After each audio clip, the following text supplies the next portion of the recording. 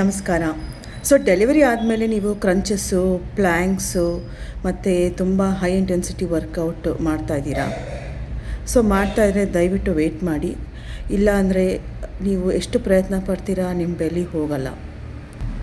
So normal delivery ಅಂದ ತಕ್ಷಣ ಇಮಿಡಿಯೇಟಾಗಿ ನೀವು ಹೋಗಿ ಕೋರ್ ವರ್ಕೌಟ್ಸ್ ಮಾಡೋದಾಗಲಿ, ಇಲ್ಲ ಸೆಕ್ಷನ್ ಆದಮೇಲೆ ಒಂದು 6 ವೀಕ್ಸ್ ಟೈಮ್ ಆದಮೇಲೆ ಹೆವಿಯಾಗಿ ಕೋರ್ ವರ್ಕೌಟ್ಸ್ ಮಾಡೋದಾದರೆ ಮಾಡಬಾರ್ದು. ಯಾಕಂದರೆ ಇದರಿಂದ ಇನ್ನೂ ತೊಂದರೆಗಳು ಜಾಸ್ತಿ ಆಗ್ತವೆ.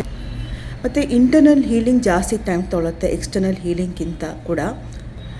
ಒಂದು ಡಯಾಸ್ಟಿಸ್ ರೆಕ್ಟೈ ಅಂತ ಇದೆ, ಅದು ಜಾಸ್ತಿ ಆಗ್ಬೋದು.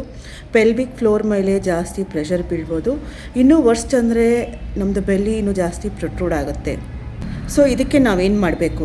ಒಂದು ಡೀಪ್ ಬ್ರೀದಿಂಗು, ಇನ್ನೊಂದು ವಾಕಿಂಗು ಮತ್ತು ಜೆಂಟಲ್ ಕೋರ್ ಆ್ಯಕ್ಟಿವೇಶನ್ ಸ್ವಲ್ಪ ದಿವಸ ಆದಮೇಲೆ.